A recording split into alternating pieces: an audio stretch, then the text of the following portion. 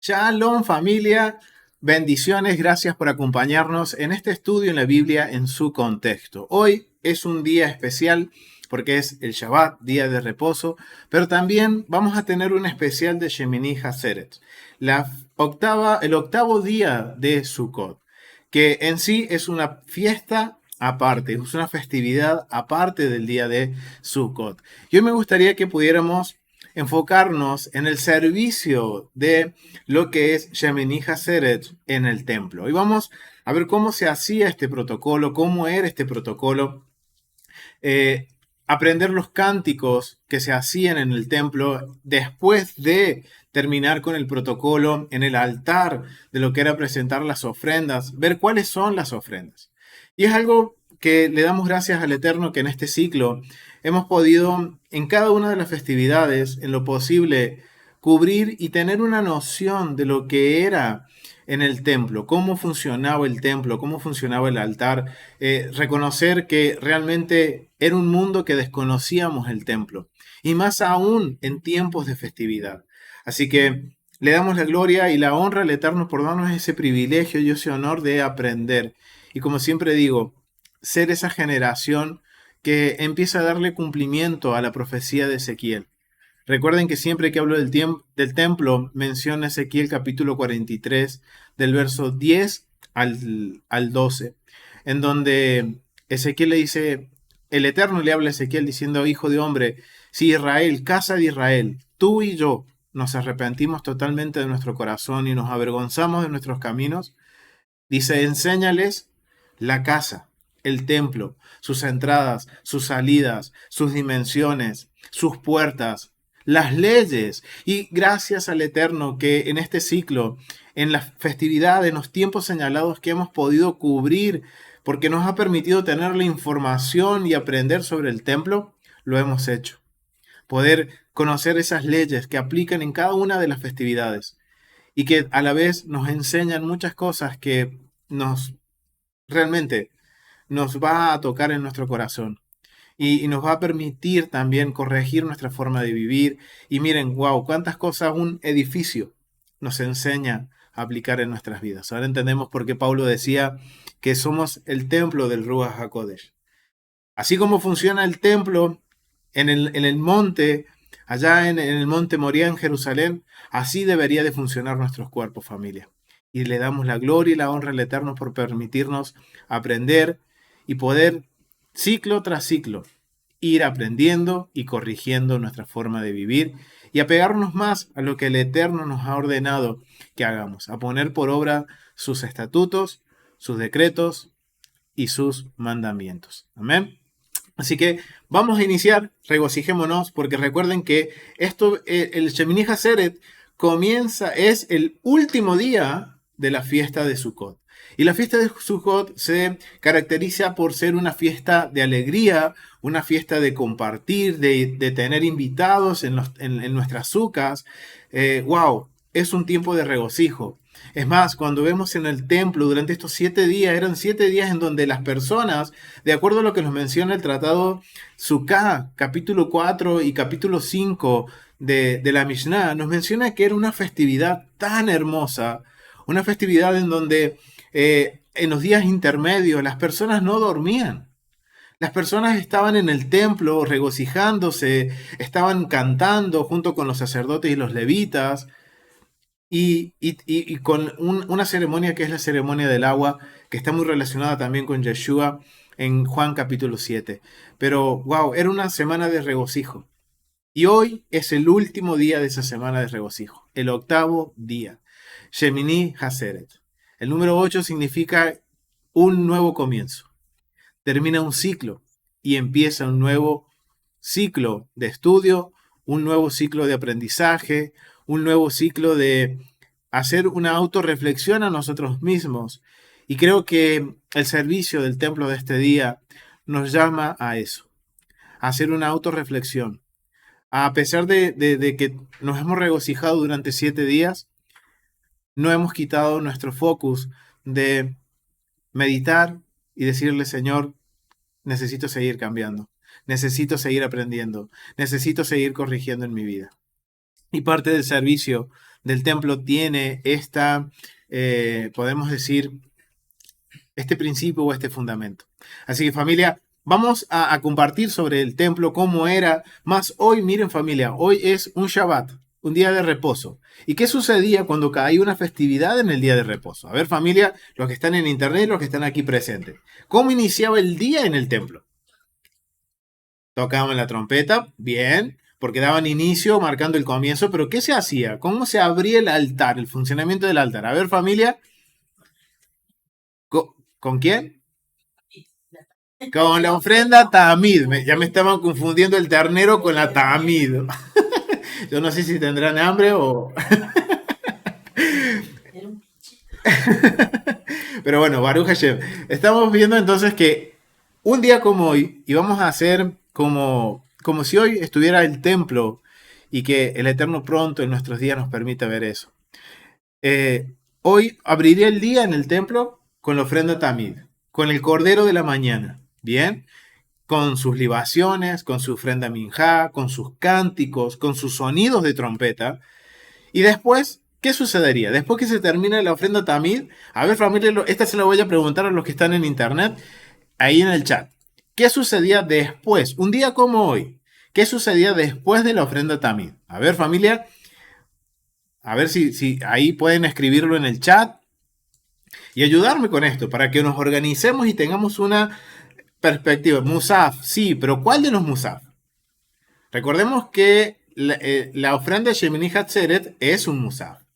Pero recuerden que hemos estado hablando sobre esto, familia. Acá ya me respondieron. No sé si habrán escuchado, pero ya me respondieron. El Musaf de Shabbat.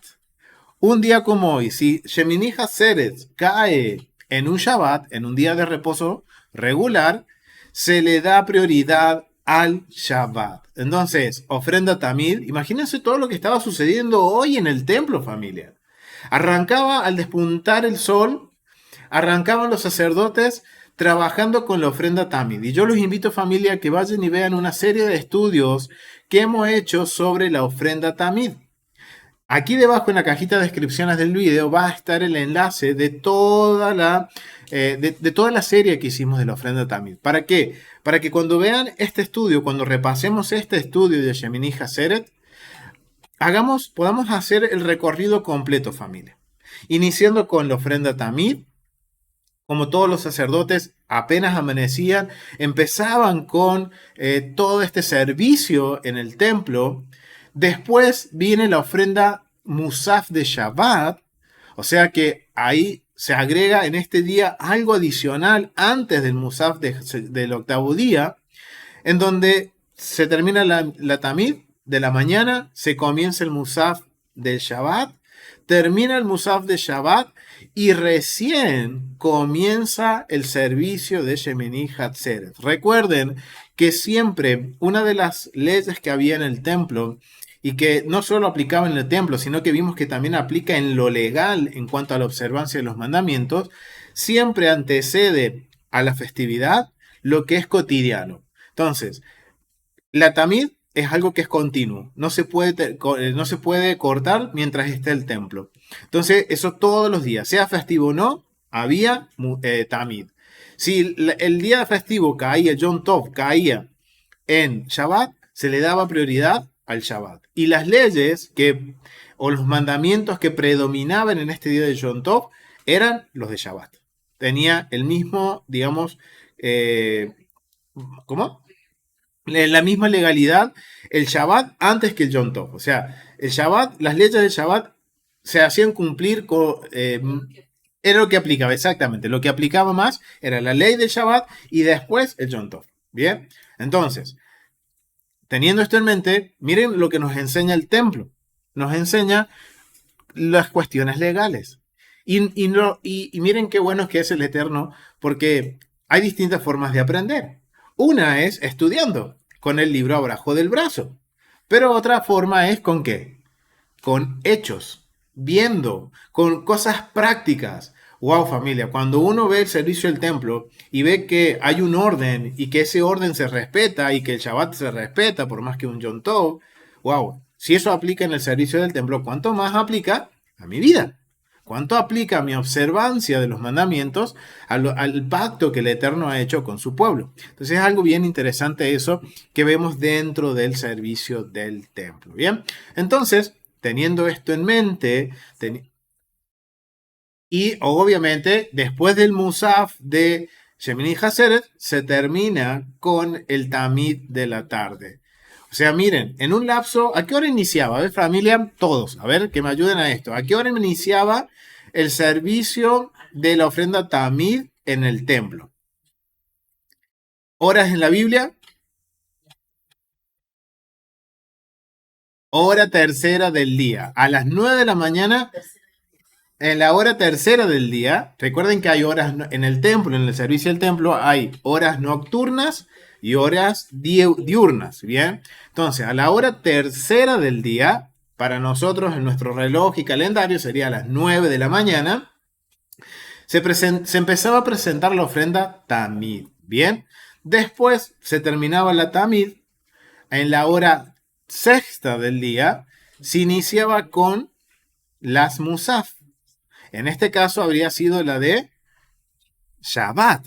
Y después de la de Shabbat, entre, digamos, el mediodía y la hora novena del día, que es las 3 de la tarde, se tenían que presentar las ofrendas de Shabbat, la ofrenda Musaf de Shemini Hatzeret, pero vamos a ver que habían más ofrendas, familia. Vamos a descubrirlo, vamos a ir a lo que es el servicio del templo, para ahora tener una dimensión. Ya ahora tenemos como un pantallazo de lo que era el día de hoy, el servicio, por eso yo los invito a que vayan y vean todo lo que tenga que ver con la ofrenda Tamid.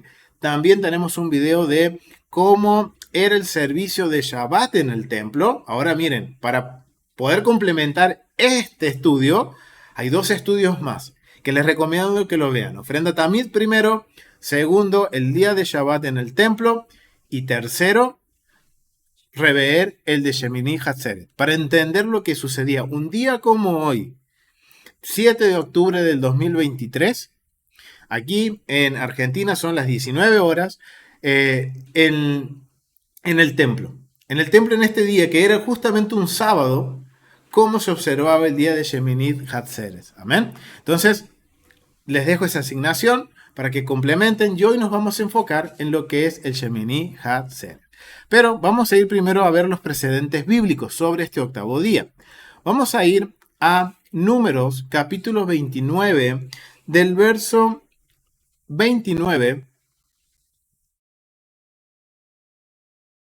Vamos a leer del verso 32. Vamos a leer desde el 32, familia, porque es la continuación. El Shemini Hatzeret es la continuación de lo que es la fiesta de Sukkot. Y dice, el séptimo día de Sukkot se presentarán 7 becerros, 2 carneros, 14 corderos de un año sin defecto, y sus ofrendas y su libación con los becerros, y con los carneros, y con los corderos, según el número de ellos, conforme a la ley, y a un macho cabrío por expiación, además del holocausto continuo, con su ofrenda y su libación. O sea, miren, aquí tenemos un ejemplo. Esto sería que cae el séptimo día de la fiesta de Sukkot, que caiga en un día regular.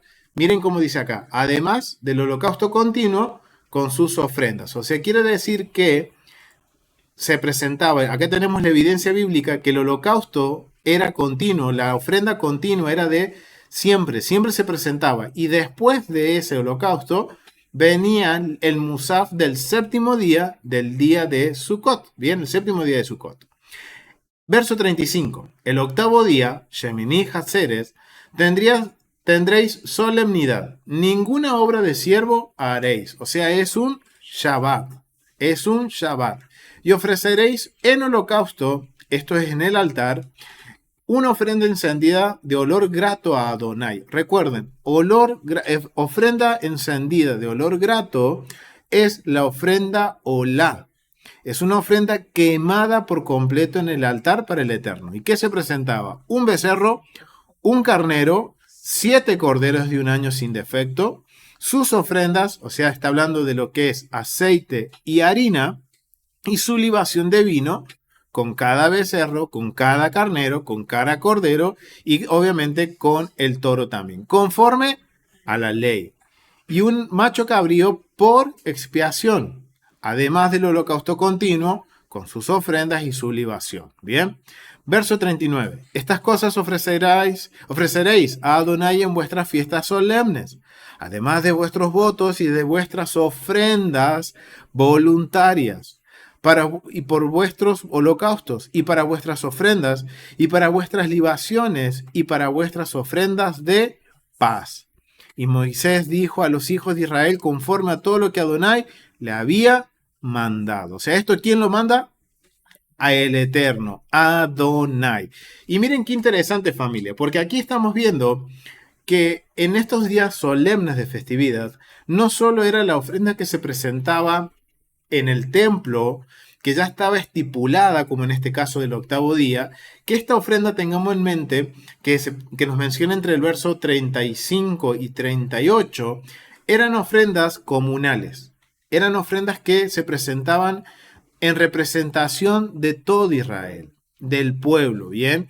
Y estas ofrendas eran pagadas por el templo.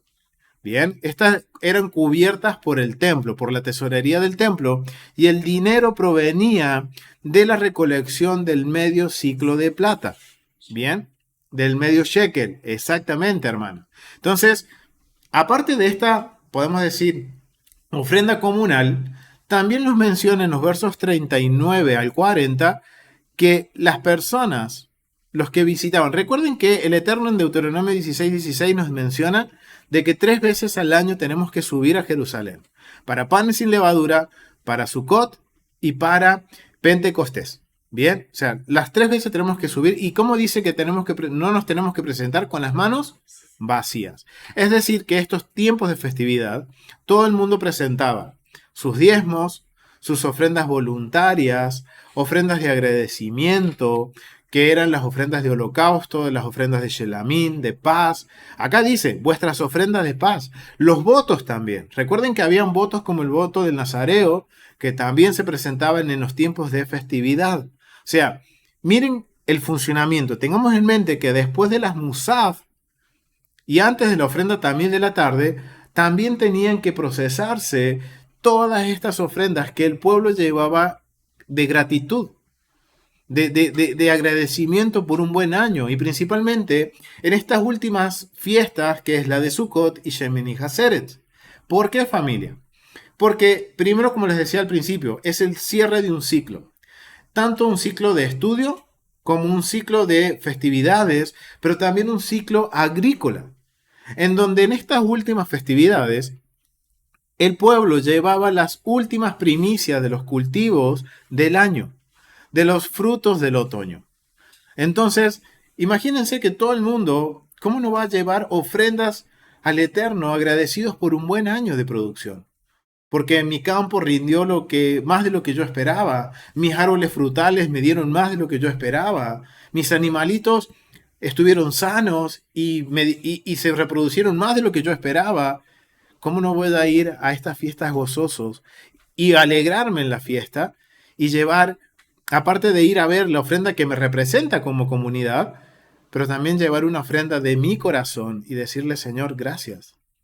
Gracias, mi Rey, por darnos tanto en este año que estamos terminando, en este ciclo. No es año porque ya el año ya ha terminado. Recuerden, ya estamos casi 20 días desde el comienzo de Rosh Hashanah. Pero, ¿cómo no cerrar un ciclo siendo agradecidos con el Eterno? Y estas fiestas tienen eso, que muchas veces no nos percatamos de estos detalles, que no solo es lo que se presentaba en el altar, que ya está estipulado como para representar a la comunidad y a los hijos de Aarón, y a Aarón y a sus hijos, sino que también en el medio está el corazón del pueblo, llevando las ofrendas, Miren, familia, cuando nosotros estudiamos las ofrendas en Levíticos capítulo 1 a Levíticos capítulo 7, habla de 5 tipos de ofrendas. Pero el Eterno tiene en consideración de acuerdo a lo que nos ha provisto. Nos ha dado mucho, Baruch Hashem, puedo llevar de lo mejor. Me ha dado poco, de lo mejor que me ha dado llevo. No hay excusas para no mostrar mi gratitud al Eterno. Y por eso los invito a que vean ese estudio también. ¿Qué es una ofrenda? Que también se los dejo abajo en la cajita de descripciones, porque esas ofrendas que vemos en ese estudio son las que está hablando en el verso 39 al 40 de Números capítulo 29, que eran ofrendas que se agregaban a la ofrenda que se presentaba en el altar, ya estipulada como ley dentro del templo. Así que algo que tenemos que tener en mente, y esto es darnos una idea del funcionamiento del altar. Imagínense la cantidad de sacerdotes que se necesitaban, la cantidad de personas que visitaban. Flavio Josefo nos menciona en Guerra de los Judíos, no en guerra, en Antigüedad de los Judíos, nos menciona que en un Pesaj digamos, se presentaron más de 260.000 corderitos de Pesaj. A 10 personas por cordero son más de 2 millones de personas en Jerusalén en un año, que fue para panes sin levadura. Imagínense entonces para lo que fue ese año, lo que fue Pentecostés y lo que fue esta semana de Sukkot. Imagínense la cantidad de personas en el templo, la cantidad de ofrendas que se presentaron, la cantidad de cenizas que se habían acumulado durante esta semana en el altar. Y eso era una señal de gran honor y un privilegio que los sacerdotes apreciaban de poder ir y quitar esas ofrendas, porque demostraba las cenizas, perdón, de retirar las cenizas del altar.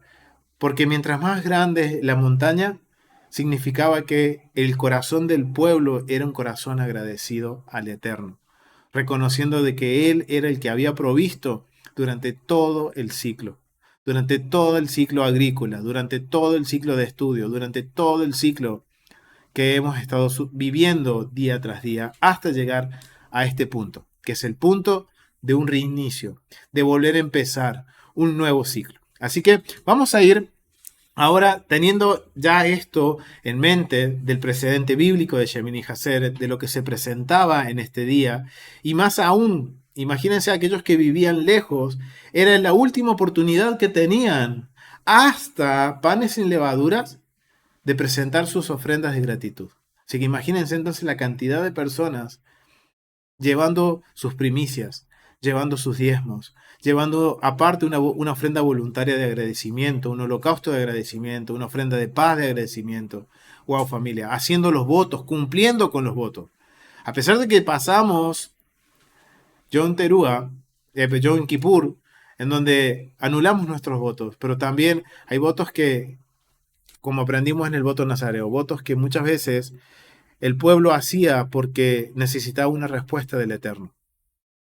Era la última oportunidad de presentar esa ofrenda en respuesta a una reciprocidad con el rey, en este caso al Dios de Israel. Bien, entonces teniendo eso en mente, vamos a ir al Abodaja Korbanos, que es un recurso que agradezco al More Soaste, que me compartió la información sobre lo que es Shemini Hatzeret, cómo era el día de Shemini Hatzeret en el templo. El recurso es este que está acá arriba. Está en inglés y nuestro moré y hermano Juan Carlos Suaste se ha puesto en el trabajo de traducirlo, y le agradezco y le damos gracias al Eterno por su disposición, porque nos brinda esta información para poder aprender más cómo era el servicio en el templo, el paso a paso de cada una de las ofrendas, de cada uno de los días en el templo. Está todo descrito en este recurso, el Abodá HaKorbanos. Bien, vamos a hablar sobre la ofrenda Shemini Atzeret en el festival de Sukkot. Bien, es el octavo día de Sukkot, el último día de Sukkot, pero miren lo que dice. Punto número 186, dentro, miren, o sea, después vamos a ver un poquito más cuando el Eterno nos permite sobre este recurso, pero miren lo que habla sobre Shemini Atzeret. El octavo día del festival de Sukkot se conoce como Shemini Hatzeret, aunque el octavo día de Sukkot en muchos sentidos se considera una fiesta separada, en el que Dios desea albergar a sus hijos en su presencia por un día más. O sea, miren el sentido que tiene Shemini Hatzeret.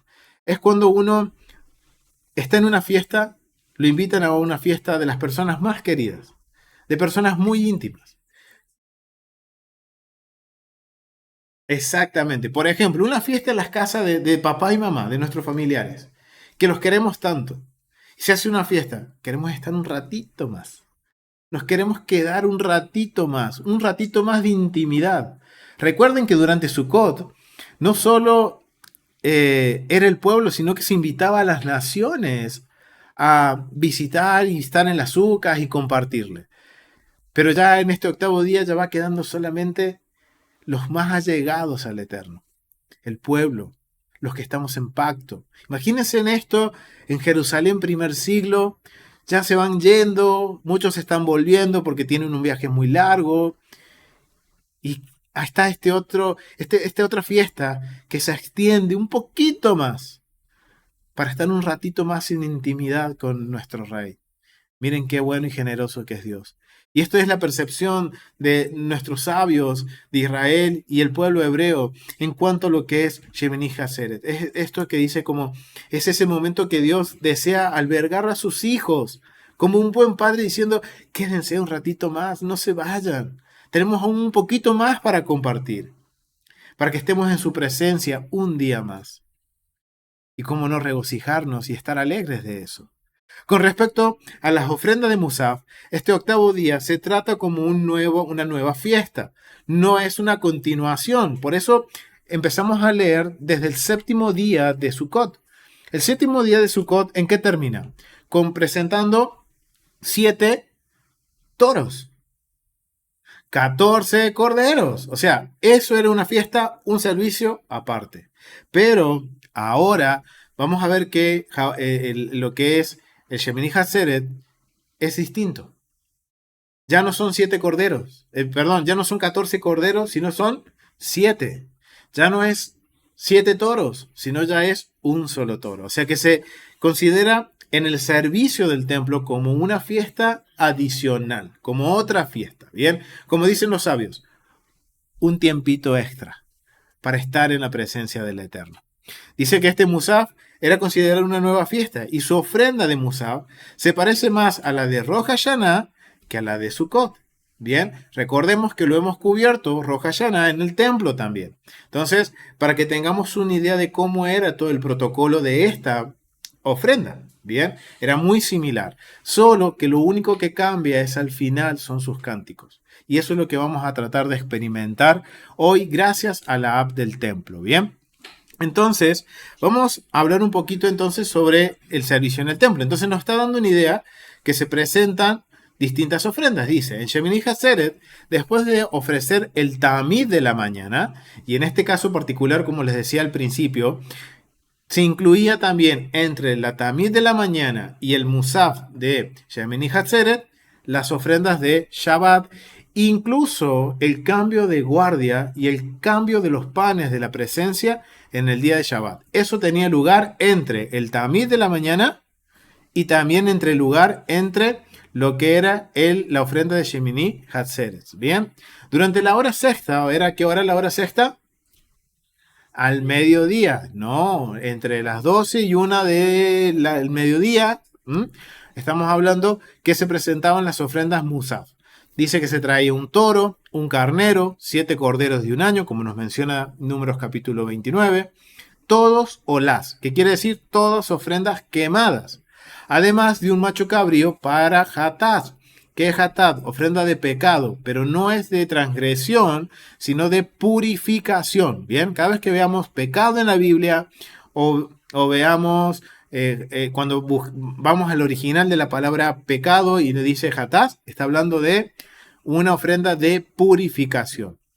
Realizaban una lotería que incluía todos los mismarot. Cuando habla de mismarot, está hablando de todos los 24 órdenes sacerdotales. Bien, para presentar esta ofrenda se necesitaba que estuvieran todos los órdenes sacerdotales. Recuerden que en el Tratado Sukkah, capítulo 5, y yo lo invito a que lo lean, capítulo 5, párrafo 4, habla de que tenemos la evidencia legal de que todos los sacerdotes, todas las familias, todo el mishmar, o sea, los jefes de familias con sus familias, subían al servicio del templo y estaban dispuestos para ayudar a los que les correspondía esa semana trabajar en el templo. Ellos estaban ahí para colaborar con las ofrendas Musaf. O sea que todos los mishmarot, Todos los sacerdotes estaban ahí, todos los jefes de familias. Y los Kohanim elegidos merecían realizar el servicio del día. Darían a beber las ofrendas, o sea, cuidaban de las ofrendas y las revisaban en busca de cualquier defecto que las descalificara. Y procederían a traer cada ofrenda, así como sus menajos, o sea, como con cada una de todos los utensilios. O sea, recuerden que, por eso los invito a que vean ofrenda tamid, porque lo mismo sucede en cada una de las ofrendas. Por cada una de las ofrendas se traían los utensilios, los cuencos, los cuchillos para hacer la shejitá. O sea, habían muchas cosas que habían que preparar. Y eso es lo que se refiere aquí en menajos, que es un vocabulario un poco antiguo, un español antiguo, en donde estaba hablando de todos los utensilios necesarios y todo lo necesario que acompaña a las ofrendas. Y las libaciones de vino que las acompañan, en la forma que hemos escrito anteriormente, respecto al primer día. Es decir, los procedimientos de cada uno de ellos, los toros, carneros y corderos y todo lo que acompaña las libaciones, se realizaron como se describe anteriormente. Y nos menciona que habían cánticos, dice.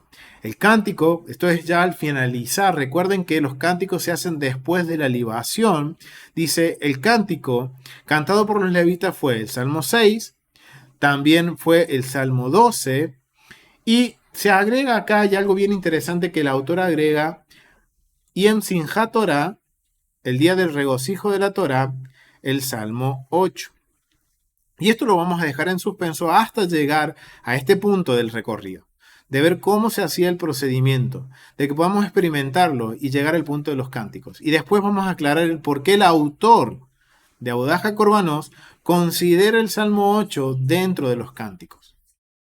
Bien, vamos a dejarlo en suspenso y se los dejo ahí con un incógnito. Así que vamos ahora a la app del templo, familia, para repasar el servicio. Bien, aquí nos encontramos enfrente del hermoso y magnífico templo, la casa de nuestro Dios, la entrada al lugar santo, el velo y el altar. Entonces dice que se presentaba un macho cabrío, un toro, un carnero y 7 corderos. Y dice que la manipulación era similar a la manipulación de la ofrenda de Rosh Hashanah, del día de Yom Teruah, también conocido en el templo. Entonces dice que lo primero que se presentaba, dice que era un macho cabrío. En el Avodat HaKorbanos dice que lo primero que se presenta es el macho cabrío por purificación, para la purificación. Bien, entonces, dice que vamos a repasemos lo que vimos en Rosh Hashanah. El macho cabrío se traía al norte del altar, aquí en este sector. Acá estamos al norte del altar. El altar estamos mirando hacia el sur. La puerta Nicanor es... ¿Qué lado geográfico es la puerta Nicanor? Es la puerta del... La puerta del, familia, los de internet también en el chat. La puerta Nicanor está ubicada al este, muy bien. Y el templo está ubicado al oeste. Bien, entonces miren, estamos al norte del altar. Estaba en este sector. Recuerden que los animales se ubicaban de acuerdo a la caída del sol también. Entonces, el tamid se presentaba en este sector, aquí, en este juego de anillos. Aquí, ¿por qué? Porque el sol daba en la mañana ahí. Mientras nos vamos acercando a la tarde, el sol va bajando. Bien, entonces, la ofrenda del Musaf, ya en la hora de la tarde, sería como en este sector al norte del altar, que casi al último, entre los dos últimos anillos. Bien, ahí se posicionaba, así como vemos al macho cabrío en este caso, se lo posicionaba acá, que es para la purificación. Entonces, familia, yo les pregunto, ¿el macho cabrío para la purificación se quemaba como un olá o no? ¿Seguro? Macho cabrío para la purificación. A ver, los hermanos de internet, la ofrenda de Hatat, ¿se quemaba como holocausto en el altar o qué se quemaba? Tin, tan, tin, tan, tin, tan. Familia, no lo hago para... Lo hago para que todos podamos aprender, familia, y que pongamos a trabajar nuestro cerebrito, familia, porque lo hemos estado viendo. La ofrenda Hatat, repito, a ver la familia que está en internet también, ¿se quema por completo o no? Tin, tan, tin, tan. Acá dice que sí. A ver los hermanos de internet, ninguno dice nada. Bueno, familia, bueno, les voy a decir la verdad. La ofrenda Hatat no se quema por completo. Esa era la porción para los sacerdotes. Recuerden que todas las ofrendas que eran en el carácter, de carácter por transgresión, por pecado, las que eran de carácter obligatorio, eran consumidas por los sacerdotes. Bien, solamente se quemaba en el altar las entrañas, las vísceras. Bien, las vísceras del animal eran las que se quemaban en el altar. Entonces, tengamos en cuenta eso en el procedimiento, ¿bien? Pequeños detalles que no considerábamos, ¿no? Vamos, familia, entonces a la del templo, de vuelta. Entonces, ¿qué sucedía? Recordemos lo que pasaba en Rosh Hashanah. Se traía a este sector el corderito, en este cacho, el macho cabrío se traía acá, en este sector, y se procedía. Después que ya se había terminado con la ofrenda Tamid, en este caso tan particular como el día de hoy, se terminaría con la ofrenda Musaf de Shabbat, y recién cuando se termina y se hacen los cánticos de Shabbat. ¿Cuál era el cántico de Shabbat, familia? ¿Se recuerdan? Salmo 92. ¿Y qué proclamaba el Mamad, los hombres de pie? El cántico de Moisés, la porción Hasinu. Bien, el cántico de Moisés. Entonces, ya tengamos en día que al terminar la ofrenda Tamid, el cántico era el Salmo 92. Terminaba el Salmo 92 y digamos, en la tarde, sería ya en la minjá de la tarde, el pueblo cantaba y se cantaba lo que era la porción de Hasinu, la porción del cántico de Moisés de Deuteronomio capítulo 32. Y a esto hay que agregarle los cánticos en este día tan particular de la ofrenda Musaf, que una buena asignación sería que al terminar, no lo vamos a hacer porque nos va a llevar tiempo, pero que cada uno en su casa haga las lecturas de corrido y después me dicen qué es lo que entienden. Una asignación, familia, de entender lo que estaba sucediendo, qué sucedía un día tan especial como hoy en el templo y qué es lo que las personas hubieran sentido en su corazón al escuchar los cánticos y al ver todo este procedimiento. Bien, entonces vamos con el macho cabrío. Volvemos acá al macho cabrío. Macho cabrío dice que lo degollaban. Había un sacerdote encargado de degollarlo. Había otro sacerdote que tomaba la sangre en un cuenco y esta sangre era asperjada o salpicada en el altar. Bien, ahora yo mientras voy al altar quiero que preguntarles, familia, ¿en qué sector del altar comenzaba el sacerdote a asperjar? Y lo voy a hacer fácil, no puntos cardinales. ¿Ven el altar? El altar lo vimos en el Tratado Midot, en el último clase, que el altar estaba dividido en ¿cuántas partes? En 3 partes. La base, el cuerpo, que es el sobev, y la parte superior. Ahora, la pregunta es, la sangre del macho cabrío, que era para Hatat, ¿en qué parte se rociaba? En el cuerpo o sobev del altar, o sea, en la parte de la línea roja. ¿Ven que hay una línea roja acá? Donde se asperjaba la sangre del macho cabrío de una ofrenda Hatat. ¿Por debajo de la línea roja o por encima de la línea roja? A ver, familia, los de internet también pueden participar. O sea, recuerden, esto yo lo hago, familia, para que, como les dije, pongamos en marcha nuestros cerebros para que nos relajemos, compartamos un tiempo juntos de estudiar. Muy bien, acá la hermana dice, va por todas las esquinas. Bien, la ofrenda Hatat se tiene que rociar en las 4 esquinas del altar. Y acá me respondieron muy bien familia, los de acá de internet la sabían a la pregunta.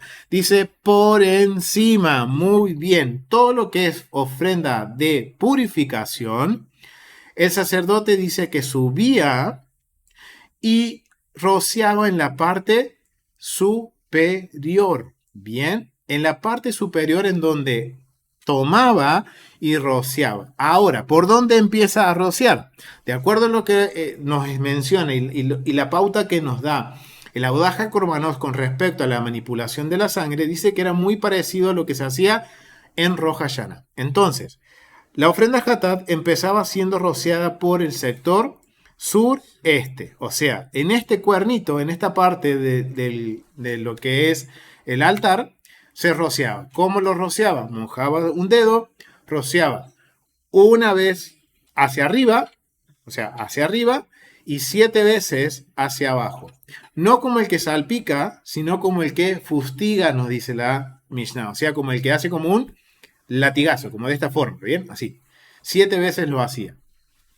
Y empezaba por este lado. La ofrenda Hatat, entonces la sangre se manipulaba de esta forma. En este lado, en el suroeste, se asperjaba la sangre. Después continuaba, iba por, ven que hay como un caminito acá alrededor, ¿bien? El sacerdote seguía caminando por acá. Espero no caerme, familia. Acá vamos. Y se llegaba hasta el sector noreste, ¿bien? Era el segundo punto en el cual el sacerdote aquí también asperjaba la sangre del macho cabrío. Terminaba de hacer la aspersión, continuaba caminando hacia el sector del noroeste, que es esta esquina del altar. En esta esquina, sin darle la espalda al templo, futigaba en esta esquina, salpicaba con la sangre. Recuerden, una hacia arriba, 7 hacia abajo. Bien, como quien hace un latigazo. Y terminaba con la esquina, y no voy a, o sea, lo que hacía el sacerdote era caminar exactamente, sin darle la espalda, y espero no caerme, llegar, seguir caminando sin darle la espalda, y me caí. Y me caí porque me pasé, familia. Pero bueno, vamos a subir de vuelta, y llegaba aquí a la esquina.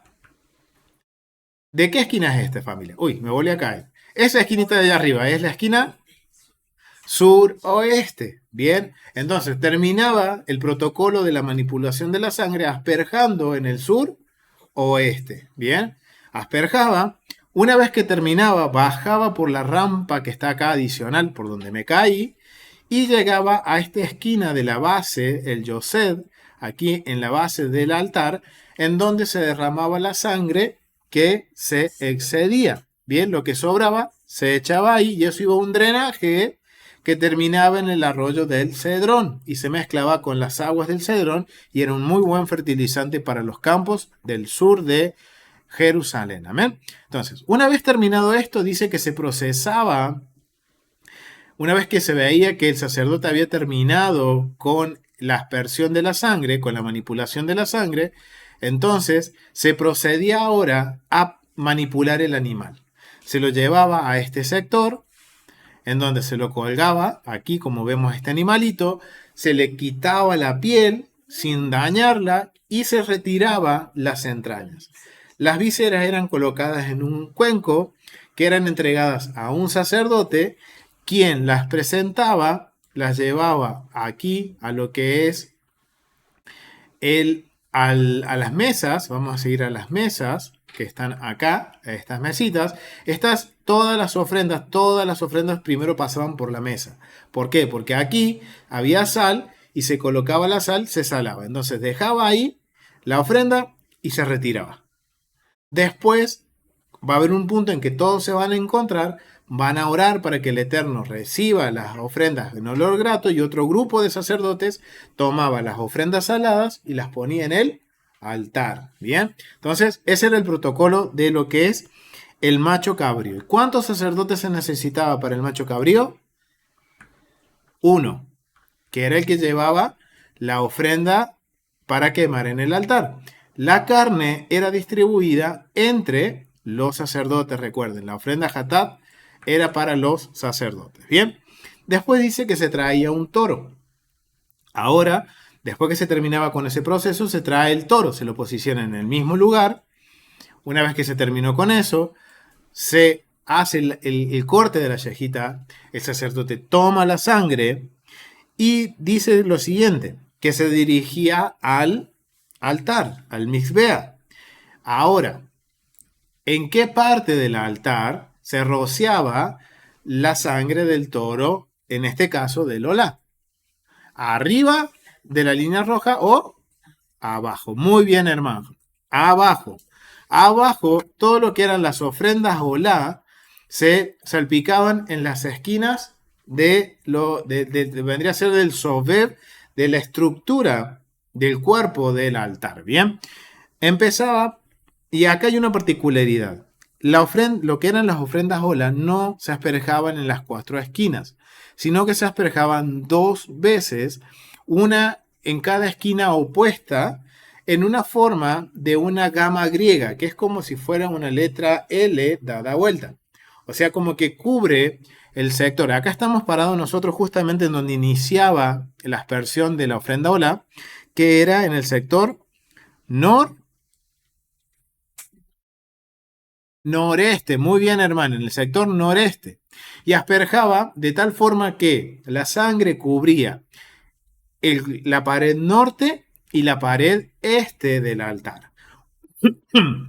Perdón. Una vez que terminaba, se dirigía a su derecha, dice, o sea, el sacerdote se paraba acá, justamente acá, y él rociaba la sangre haciendo como una letra L o una letra gamma, dice la Mishnah griega, ¿bien? Así como una forma en L, cubriendo el lado norte y cubriendo el lado este del altar. Una vez que terminaba con eso, se dirigía por su derecha.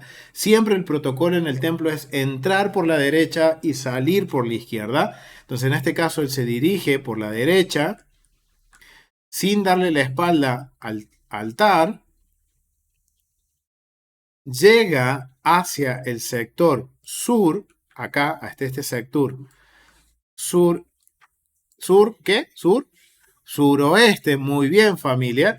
Entonces, ahí también rociaba de la misma forma, cubriendo, ya ahí quedarían cubiertos los cuatro lados del altar, el lado sur y el lado occidental, perdón, el lado del oeste, quedaría cubierto. Y una vez que termina, ¿qué hace? Derrama la sangre aquí en este orificio, que eso lo vemos en el Tratado Midot, capítulo 3, párrafo 1 al 4, para refrescar nuestra memoria con respecto al estudio del Tratado Midot. Bien, una vez que se terminaba con eso, se procesaba ahora sí el animal, se le daba la indicación al que estaba manipulando el animal, para que ahora de aquí lo pasen a este lugar, le saquen la piel, le saquen las entrañas, se preparen las entrañas para que sean presentadas en el altar, se despiece el animal por completo, se prepara para que los sacerdotes lo tomen de estas mesas y lo lleven a las mesas que están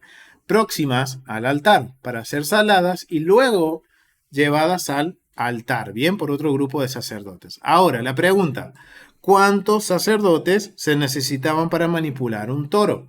Con todas las ofrendas, o sea, el animal. Recuerden que cada animal iba acompañado por una ofrenda de harina, de aceite y libación de vino. ¿Cuántos eran para lo que era la manipulación de un toro? Eran un poquito más. Acá me dicen 8. A verlo, familia de internet. ¿Cuántos sacerdotes eran para la manipulación del toro? 10, un poquito más. ¿Quién da más? ¿Quién da más? ¿Quién da más? Eran 24 sacerdotes por toro. Eran 24. ¿Y qué eran? 24 para poder llevar la carne, para poder llevar la harina, el aceite y el vino. Mientras más grande el animal, más era la cantidad de harina, de aceite y de vino. Bien, entonces era una cantidad de... Ya tengamos en mente esto. Para manipular esta ofrenda se necesitaban ya, hasta ahora llevamos 25 sacerdotes. Bien. Una vez que se terminaba con este proceso, continuaba ahora la presentación del carnero también como una ofrenda olá. Bien, entonces el procedimiento era igual que el toro. Se tomaba la sangre y se asperjaba la sangre en dos esquinas del altar. ¿Y cuáles son las esquinas del altar? La esquina noreste y la del sur oeste. Bien, de la misma forma. ¿Arriba o abajo? Abajo porque es una ola, ¿bien? Y se procesaba de la misma forma. Una vez que se cumplía con el altar, se tomaba el animal, se lo colocaba en el lugar de la matanza, se conoce esto, y aquí se procesaba, se despostaba el carnero, se lo preparaba, venía un grupo de sacerdotes que habían sido escogidos para llevarlos a las mesas del altar, salarlos y se retiraban a lo que se conoce como la cámara de la piedra labrada, el Izkaj Hagasit, ¿bien? En donde se reunían y ahí oraban para que el Eterno tomara como olor grato, o sea, para que aceptara favorablemente la ofrenda que representaba al pueblo, ¿bien? Entonces, ahí terminaba la parte del carnero. ¿Cuántos sacerdotes se necesitaban para presentar el carnero? A ver, familia. 8. ¿Quién da más? Estamos cerca. 10. ¿Quién da más? Estamos cerquita. Uno menos. 11. 11 sacerdotes se, se necesitaban para presentar el carnero. Recuerden, ¿qué es un carnero? Es el macho de las ovejas y es un animal grande. Es grandecito, ¿bien? Es grandecito el macho cabrío. Y se necesitaban 11 koanim, 11 sacerdotes del carnero, perdón. El carnero se necesitaban 11 koanim para presentarlo, ¿bien? Miren la cantidad de sacerdotes que están hoy trabajando en el templo. No solo para presentar esto, sino que también los sacerdotes tenían que hacer el día, la de Tamid, la de Shabbat, un día como hoy, y también esta, más las ofrendas adicionales que llevaba el pueblo. Ahora entendemos por qué estaban todos los sacerdotes en el templo. Se necesitaba mucha mano de obra, familia. Y por último, se procesaban los 7 corderos de un año, perfectos. ¿Qué se hacía? Se procesaban también aquí en la esquina norte, siempre se hace en la esquina norte o al norte del altar, se hacía el degollamiento de los animales, que se hacían con cuchillos especiales, que no y que entre animal y animal se iban cambiando y también se controlaban de que estuvieran aptos. ¿Y qué sucedía cuando un cuchillo no estaba apto? Cuando un cuchillo no estaba apto, exactamente. Exactamente, hacía sufrir al animal. Por eso eran tan meticulosos de que el cuchillo no perdiera el filo. Era como una navaja de afeitar, algo así muy filoso. Y se tenía mucho cuidado en que el animal no sufra. Bien, tenía que ser un corte rápido y que el animal, miren, era tan afilado, dicen los sabios, el cuchillo, de que el solo corte lo anestesiaba al animal. Exactamente, más afilado que un bisturí de cirugía, mucho más afilado. ¿Y qué sucedía? Cuando uno de estos cuchillos era descartado, se iba y se buscaba otro. ¿Saben dónde estaban esos cuchillos? Acompáñenme, vamos a hacer algún paréntesis y vamos a dirigirnos aquí. Miren, vamos a entrar, este es el velo, vamos a entrar, como vamos a ir entrando como para el lugar santo. Vamos a ver que hay una puerta que no nos va a permitir entrar al lugar santo. Y hay dos cámaras dentro del Ulam, que el Ulam es este halls que vemos acá, esta gran galería.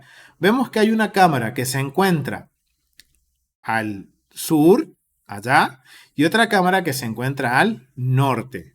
¿Saben cómo se llaman esas cámaras? Se llaman las cámaras de los cuchillos. Y en esta cámara estaban almacenados, miren, la cantidad de cuchillos que se almacenaban y se tenían preparados para las ofrendas. Entonces, miren, habían sacerdotes que estaban encargados de esto. Veían que el cuchillo medio perdía el filo, lo descartaban, venían, buscaban otro de aquí y lo llevaban de vuelta al lugar de la matanza, al lugar donde se procesaban los animales para la ofrenda. Las dos cámaras estaban iguales, llenas de cuchillos. Ahí se afilaban, se preparaban, se almacenaban. Y miren también algo que a mí me impactó al ver esa cámara, es la santidad en donde están esos cuchillos. Esos cuchillos están ahí lo más próximo a la presencia del Eterno, del lugar santo. O sea, se los tenía aislados, no cualquiera podía acceder a esos cuchillos. Solamente a los sacerdotes asignados para retirar ese cuchillos. Y eran los que estaban responsables. Miren la responsabilidad que tenía un sacerdote de cuidar de que ese cuchillo estuviera apto. Porque si él no hacía bien su trabajo, el animal sufría y por ende todo el servicio se descalificaba. Exactamente, ¿bien? Entonces, tengamos eso también algo, una perlita que quería compartirles sobre algunas cámaras que vamos a encontrar dentro del templo, ¿bien? Entonces ahora se procesaba el corderito, se tomaba la sangre de los 7 corderos y se rociaba en el altar. Ahora la pregunta, ¿es arriba o abajo de la línea roja? De vuelta. Abajo. Muy bien. ¿Por qué? Porque recuerden, estos animales, el toro, el carnero y los corderos, eran ofrenda olá, todas quemadas. ¿Bien? Entonces se asperjaba. Primero, ¿en qué esquina? A ver, familia, en la esquina noreste. Muy bien. Y se terminaba al sur. Oeste, muy bien familia, bien. El mismo procedimiento se rociaba cubriendo las dos esquinas, la del sur y la del este, el del oeste y la del norte y la del este, o sea, como la letra gamma, ¿sí? Bien, así es que se cubría. Entonces, así se procesaban todos los animales. Se terminaba llevando todas las piezas, estos, miren, muy buena pregunta. ¿Cuántos sacerdotes para los corderos? Recordemos ofrenda tamid. ¿Cuántos eran? Muy bien, hermana. 8 coanim por cada cordero. Bien. 7. 42 sacerdotes. 56. Oh, acá me hicieron hacer mal las matemáticas. Yo estoy. Tenemos que volver a la primaria, familia. Son 50. Miren, 56 sacerdotes para manipular 7 corderos. 7 corderos. Wow, familia. Tenemos, vamos a sumar, familia. 56 para los corderos. 11 para el carnero, ya son 67. Más 24 para el toro. 91. Más 1. 92 sacerdotes. Solamente para manipular, casi 100 personas para manipular la ofrenda de Shemini Haseret. A esto hay que sumarle, es más, de estos casi 100 sacerdotes, eran para la ofrenda Tamid y para el Shabbat eran los mismos, ¿bien? Entonces, en este día había casi 92 sacerdotes en todo el servicio de lo que era la Tamid, Shabbat y Musaf de Shemini Haseret. Había 92 personas trabajando. A esto hay que sumarle la manipulación de las ofrendas adicionales que el pueblo traía para lo que era agradecimiento.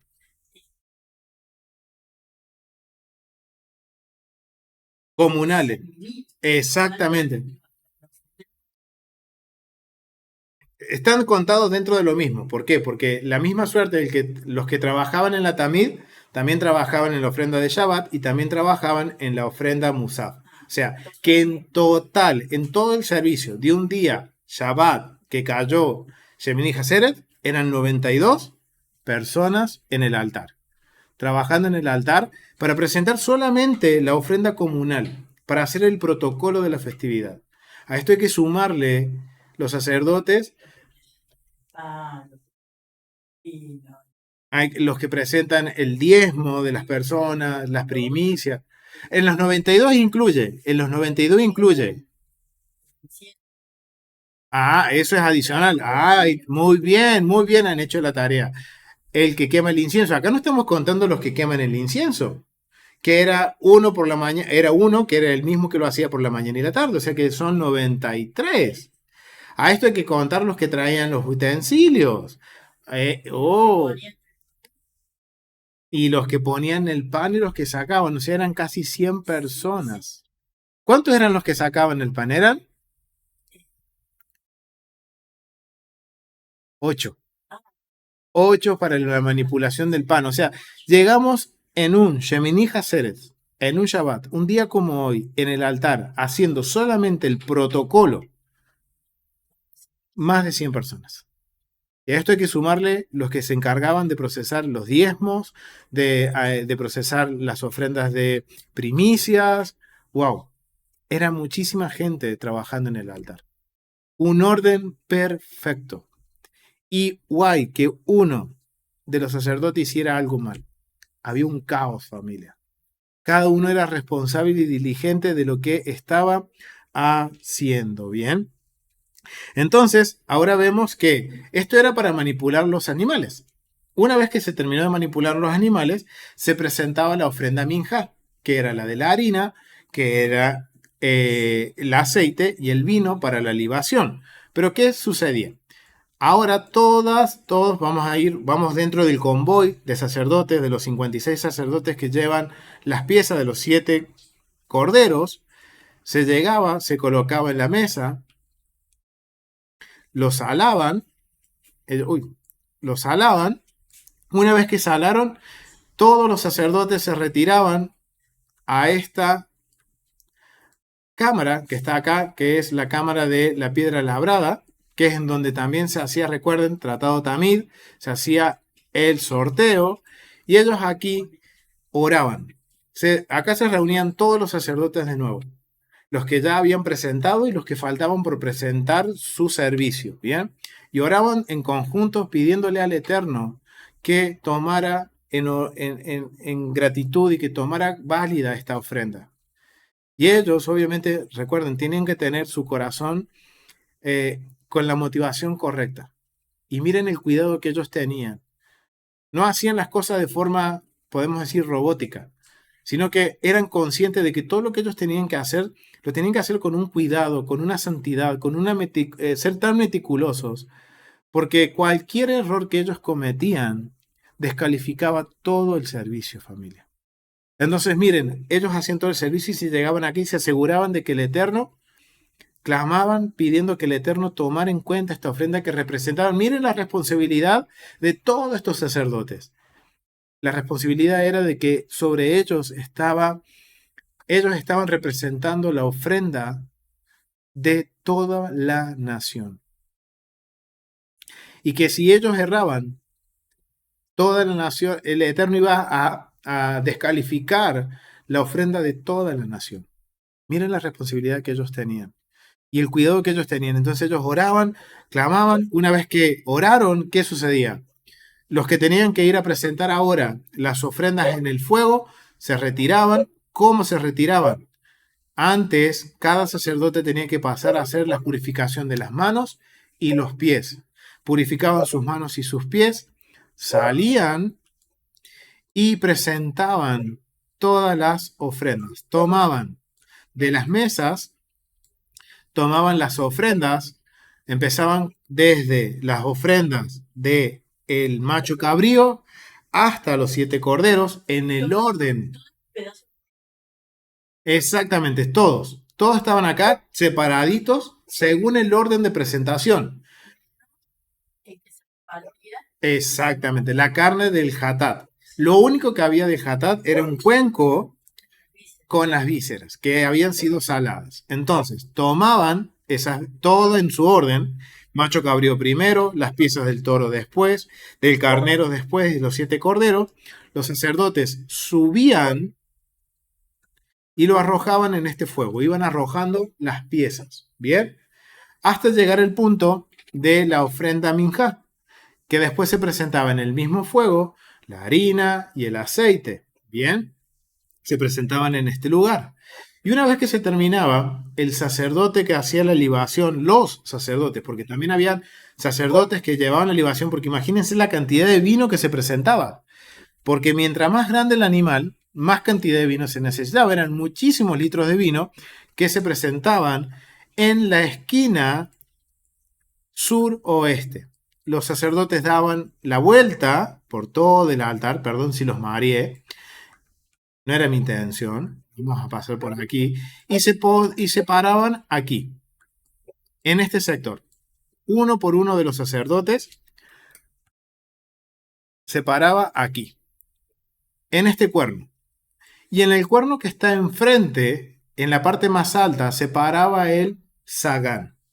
Era el segundo al mando, recuerden, estaba el sumo sacerdote y después estaba el sagán, que era como el encargado de monitorear todo el servicio, de estar pendientes de que cada uno estuviera, era como el supervisor, ¿bien? Él se paraba ahí en la parte más alta del altar con dos banderilleros. Y esto es el mismo procedimiento en la ofrenda Tamid, en la ofrenda de Shabbat y también en el Musaf de Shemini Haseret, es el mismo protocolo. Si vemos que es algo un poco, podríamos decirlo nosotros, repetitivo. Wow, los sacerdotes, por más que para nosotros era repetitivo, para ellos lo hacían con gozo y con diligencia. Y era siempre el mismo procedimiento. Vemos que cuando ahora estudiamos lo que es Tratado Midot, el Tratado de Shabbat, ahora la ofrenda Musaf, vemos que el procedimiento es muy similar.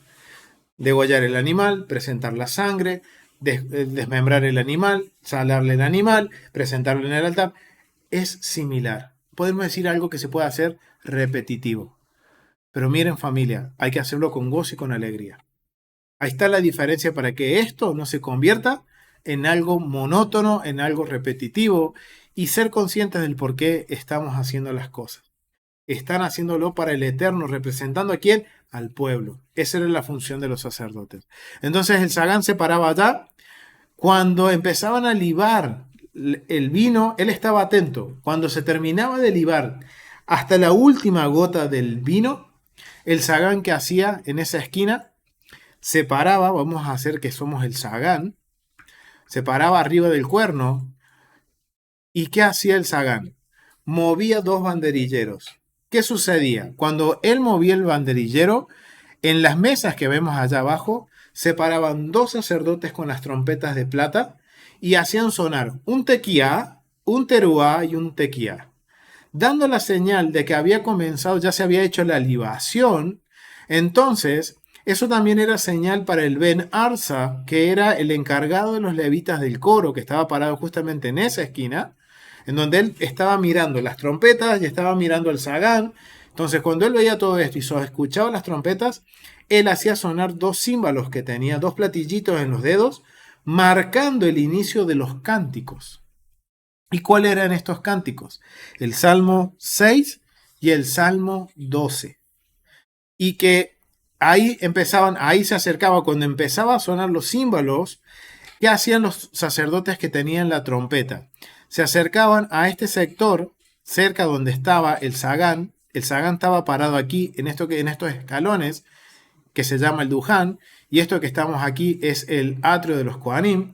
Acá se paraban los sacerdotes con las trompetas, y mientras se cantaban los salmos, vamos a ver que algunos salmos, no todos, y eso puede ser por una cuestión de las traducciones, no se les incluye el Selah. El Selah era una pausa en donde cuando los levitas marcaban esa pausa, el pueblo que estaba, los hombres de Israel en este sector, los príncipes de Israel, los representantes de cada familia de Israel estaban acá, o sea, de cada tribu, los príncipes de las familias estaban acá, pero recuerden que estas puertas también estaban abiertas. O sea que imagínense el atrio de las mujeres lleno de personas, hombres en el parte baja, mujeres y niñas en el sector alto. O sea, el templo lleno de gente. Las puertas abiertas en la festividad. Y ahora vamos a ver que los sacerdotes marcaban la pausa. ¿Y qué hacían las personas cuando escuchaban la pausa? Toda la multitud se postraban rostro al suelo y proclamaban Baruch Shenkevod Malchuto Leolam Vaed. Eso es lo que proclamaban. Eso es lo que estaban proclamando, que bendito sea el reino por siempre jamás del Eterno. Y se paraban y continuaban con la segunda estrofa del salmo. Estaban divididos en tres los salmos. Habían tres postraciones por salmo en este sector, en esta parte del servicio. Y esto mismo se repetía en lo que era la ofrenda Tamid y en la ofrenda de Shabbat. Interesante, ¿no? Imagínense, los sabios dicen que a pesar de que era una festividad que todo el mundo estaba uno pegado al otro, cuando llegaba la hora de hacer las postraciones había lugar para todos, para poder hacer la postración cara y pecho al piso. Imagínense una persona alta, grande, o sea, hay de todos tamaños, pero cada uno tenía su lugar para hacer su postración. y mostrar solemnidad ante el Rey de Reyes. Y a pesar de que esto era una fiesta de regocijo, se tenía esto en cuenta, familia. Y ahora, para culminar esta fiesta de regocijo, yo quiero que nos paremos aquí. Vamos a parar en la puerta de Nicanor, como si fuéramos una persona que está en el atrio de las mujeres, mirando. Las puertas están abiertas. Me voy a parar en este sector. Me gusta más este porque tenemos una vista más general del templo, de cómo se manipulaban las ofrendas. Y en este sector, familia, se paraban los sacerdotes con la trompeta por detrás de los levitas, y los levitas, que en este caso eran infinitos. Nos dice la Mishnah que eran, cuando habla de los levitas que cantan, eran mínimo 12 en el servicio, máximo infinitos. Entonces imagínense la cantidad de levitas con instrumentos, cantando, acompañados de sus hijos, de los hijos de los levitas, que eran llamados los atormentadores de los levitas, porque el propósito era de que mantener a sus padres despiertos y que levantaran el tono para que tanto el canto de los niños como el de los padres sea un canto armonioso. ¡Wow! Miren la función de los niños levitas, de la familia, porque era padre e hijo aquí. Imagínense la cantidad de hijos de levitas. Tienen obviamente niños mayores de 13 años eran. Los levitas, todos con sus voces, cantando y cantando estos salmos. Y el pueblo haciendo las postraciones. Y con el sonido de las trompetas, familia. Quiero que ahora vayamos y con esta vista, familia, nos traslademos al primer siglo, a época de nuestro Mesías Yeshua, precisamente contexto de Juan capítulo 7. Dice que en capítulo 7 de Juan, Yeshua subió al final, al último día de la fiesta de tabernáculos. Por ende, él también subió al octavo día. Algo que no nos dice, pero hoy que nosotros conocemos la festividad, conocemos el servicio, él subió el séptimo día. Pero también vemos que al principio del capítulo 7 dice que él en la mitad de la fiesta subió al templo a enseñar. Ahora la gran pregunta es, ¿qué fue a enseñar? ¿Qué es lo que se enseñaba en esta semana de Sukkot? Pero no lo vamos a enfocar, no nos vamos a enfocar en eso, lo vamos a dejar para otro estudio. Pero quiero que nos enfoquemos en esto. Época de nuestro Mesías Yeshua. Octavo día de la festividad. Vamos a abrir nuestras Biblias en el Salmo 6, familia. Vamos a abrir el Salmo 6. Y tengamos en mente esto, familia. Día de festividad, día de regocijo. El templo en su máxima esplendor, en su máxima capacidad de personas. Todos ya presenciamos el servicio de la Tamid, todos presenciamos el servicio de Shabbat, todos presenciamos ahora el Musaf de Shemini Hatzeret del octavo día. Vamos a culminar con los cánticos para después presenciar la ofrenda Tamid que culmina el día de la tarde, la ofrenda Tamid de la tarde. Y con eso se da por concluido este tiempo extra de la festividad de Sukkot. Vamos al Salmo 6 y mientras lo leemos, tengamos la vista puesta en el altar, en los fuegos, en el velo, en el templo, para experimentar lo que una persona en primer siglo hubiera experimentado, lo que Yeshua experimentó en ese momento. Nosotros lo vamos a leer porque la verdad, familia, no quieren escucharme cantar, pero miren, esto se cantaba y eran coros. Y recuerden que los levitas se entrenaban día y noche para el cántico y los instrumentos. Eran profesionales en la música. No era cualquiera. No era, no. Eran profesionales. Personas que estudiaban, personas que ensayaban todos los días. Y su servicio era el cántico. Cantar. Todo el día estaban cantando. Y entrenando y corrigiéndose. Wow, familia, mucho que tenemos que aprender para que meditar, familia. Sí, estamos prestos para recibir corrección. Miren, ellos entrenaban, estudiaban, mientras hacían, corregían. Y obviamente había maestros que les estaban marcando los errores. Y todo el tiempo ellos perfeccionando, perfeccionando, perfeccionando.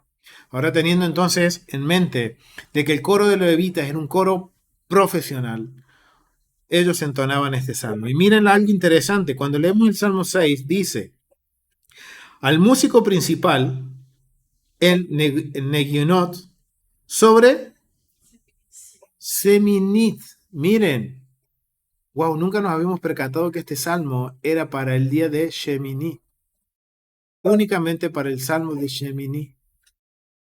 Miren familia, los salmos, si ahora que nosotros conocemos el templo y conocemos el servicio del templo, miren algo interesante familia, tenemos que prestarle mucha atención a los salmos, porque cada salmo nos está diciendo en qué momento hay que usarlo, pero no conocíamos el vocabulario. Y ahora vemos que dice, Salmo 6, al músico principal. ¿Quién es el músico principal? Es Ben Arsa. Para el Ben Arsa, para el director del coro, en Neguinot, sobre Seminit, o sea, sobre Sheminit, Salmo de David. Miren quién lo escribió, David. Y aún cuando David escribe los salmos, el templo no estaba en pie. Él no estaba en pie. Miren, y esto me llama mucho la atención, familia. Quiero hacer un paréntesis acá. Y sé que he hecho muchos paréntesis, discúlpenme, familia. Porque mientras hago el recorrido, voy haciendo conexiones, voy analizando cosas. Y miren, familia, la conexión que tenía David con el Eterno. Él conocía el modelo, porque dice que él recibió el modelo, quien se lo trasladó a su hijo Salomón.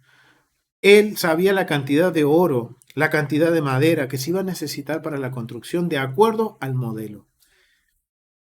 El orden de los cantantes, quiénes iban a ser la familia de los cantantes, el orden de los sacerdotes, fue todo estipulado antes de la construcción del templo. Y no solo eso, hasta el mínimo detalle podemos ver que son los salmos.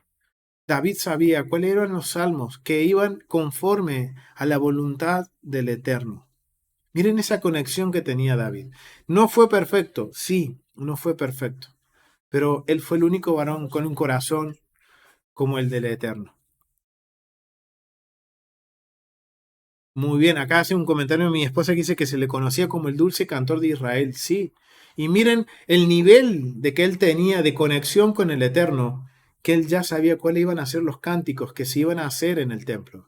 Los levitas eran profesionales, ¿podían cambiar los cánticos? No. Ya estaban estipulados desde David y por eso está la aclaración en el Salmo 6. ¿Para quién era? ¿Para qué momento era? ¿Y quién era el autor? Bien, cerramos paréntesis, volvemos y nos ponemos en situación en el cántico de los levitas. Estamos aquí por escuchar el cántico. Y quiero que juntos leamos, ustedes que están en su casa y los que estamos aquí, leamos el Salmo 6, que dice, Adonai, no me reprendas de tu enojo, ni me castigues con tu ira. Wow, familia, estamos en un tiempo de regocijo, pero a pesar de eso, Adonai, no me reprendas en tu enojo, ni me castigues con tu ira. Ten misericordia de mí, oh Adonai, porque estoy enfermo. Sáname, oh Adonai, porque mis huesos se estremecen. Mi alma también está muy turbada. Y tú, Adonai, ¿hasta cuándo? Vuélvete, oh Adonai, libra mi alma, sálvame por tu misericordia. Porque en la muerte no hay memoria de ti en el Seol. ¿Quién te alabará? No me he consumido a fuerza, familia, me he consumido a fuerza de gemir. Todas las noches inundo de llanto mi lecho. Riego mi cama con mis lágrimas. Mis ojos están gastados de sufrir. Se han envejecido a causa de todos mis angustiadores. Apartaos de mí, todos los hacedores de iniquidad, porque Adonai ha oído la voz de mi lloro. Adonai ha oído mi ruego. Ha recibido Adonai mi oración. Se avergonzarán y se turbarán muchos todos mis enemigos. Se volverán y serán avergonzados de repente. Wow, familia. Estamos en un tiempo de regocijo. Y miren el cántico con el que se cerraba, diciendo, Señor, ten misericordia de mí. Ya pasamos Yom Kippur. Y igual estamos nosotros proclamando en este salmo, ten misericordia, no nos castigues con tu ira. y como dice mi esposa, teniendo el contexto de este año, tristemente, hoy la situación en Israel, 7 de octubre del 2023, no es una situación muy alegre, familia. Y a pesar de eso, miren lo que se proclamó al finalizar en Israel el servicio de Shemini Hatzeret en cada sinagoga. Todo encaja, familia. ¿Y saben qué, familia? Los sabios de Israel nos enseñan que la fiesta de Rosh Hashanah no termina hasta el octavo día de Sukkot. En donde en Rosh Hashanah, ¿qué pasa? Se abren los libros delante del juez. En Yom Kippur nos presentamos delante del juez. Y en Shemini Hatzeret, último día de Sukkot y Shemini Hatzeret, escuchamos la sentencia del rey. Ahora entendemos el contexto de este salmo. ¿Por qué a pesar de la alegría se sigue proclamando: Adonai, no me reprendas en tu enojo, ni me castigues con tu ira? Ten misericordia de mí, oh Adonai, porque estoy enfermo. Sáname, oh Adonai, porque mis huesos se estremecen. ¿Por qué? Porque es el tiempo en donde conocemos la sentencia del juez. Interesante, ¿no, familia? Volvemos al app del templo y vamos al Salmo 12.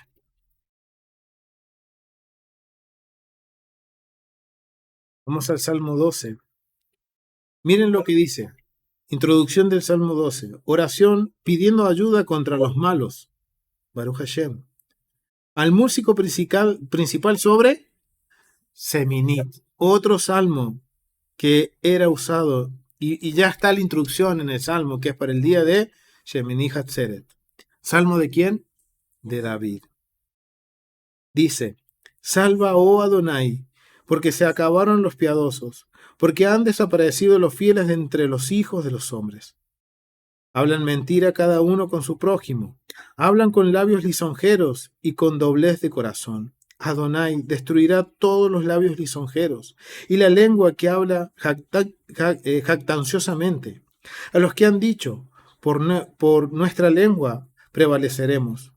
Nuestros labios, son nuestros. ¿Quién se enseñorea de nosotros? Por la opresión de los pobres, por el gemido de los menesterosos, ahora me levantaré, dice Adonai. Pondré en salvo al que por ellos suspira. La palabra de Adonai son palabras limpias, como plata refinada en horno de tierra, purificada 7 veces. Tú, Adonai, los guardarás de esta generación, los perversos para siempre. Tú, Adonai, los guardarás de esta generación, los preservarás para siempre. Cercando andan los malos, cuando la vileza es exaltada entre los hijos de los hombres. No, familia.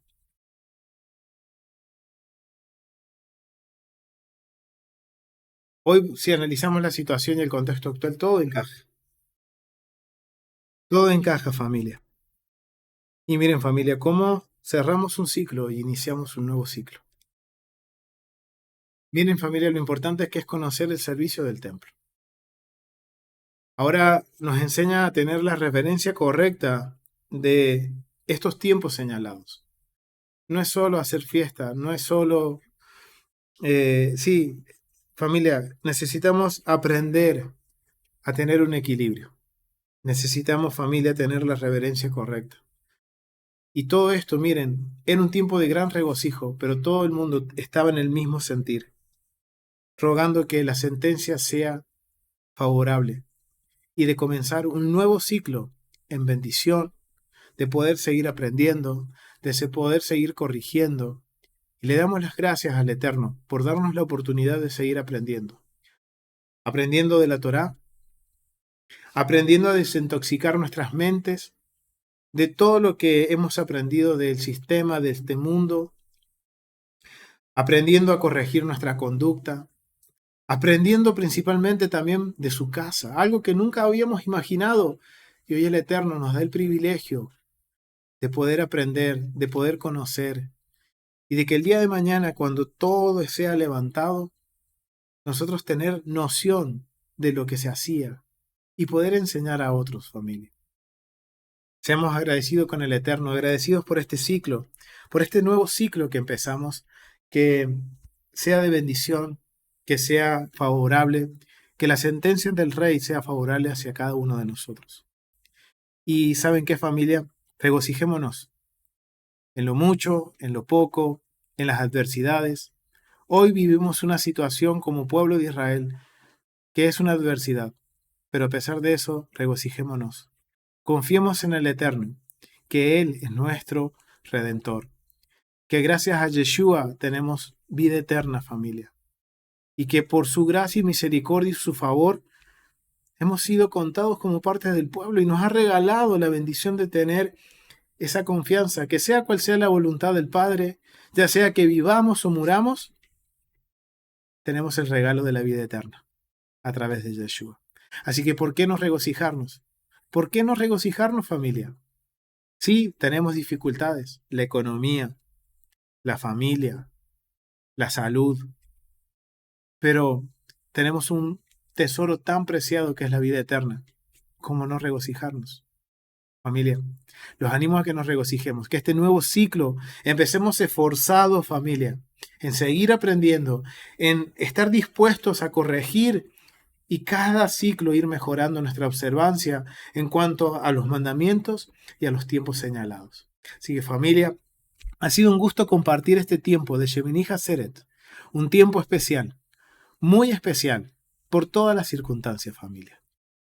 Y compartir todo esto con ustedes. Y le damos la gloria y la honra al Eterno por habernos dado el privilegio este año de cumplir este ciclo, de poder aprender no solo de la Biblia, sino también aprender de su casa, de poder tener el privilegio de poder conocer todos estos detalles, familia. Y como les decía al principio, ser el comienzo de esa generación que empieza a mostrar su arrepentimiento a través de su educación.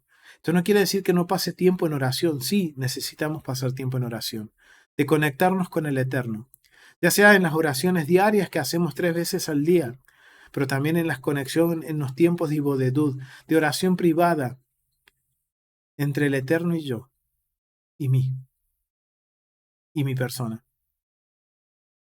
Y también pasando tiempo en el estudio, familia, porque recuerden, mientras yo más estudio, no lo hago para ser más inteligente, sino que la motivación tiene que ser conocer al Eterno. Y a través de lo que yo estudio, demuestro cuánto yo amo al Eterno. Así que, familia, que tengamos un inicio de un nuevo ciclo en bendición, esforzados, con un nuevo aliento, y que podamos el próximo año conmemorar este Shemini Hatzeret, cerrar este ciclo, pero en Jerusalén, familia. Nos vemos, si el Eterno nos permite, el próximo año en Jerusalén. Shalom, familia. Nos vemos en el próximo estudio, comenzando un nuevo ciclo aquí en la Biblia en su contexto. Shalom, familia.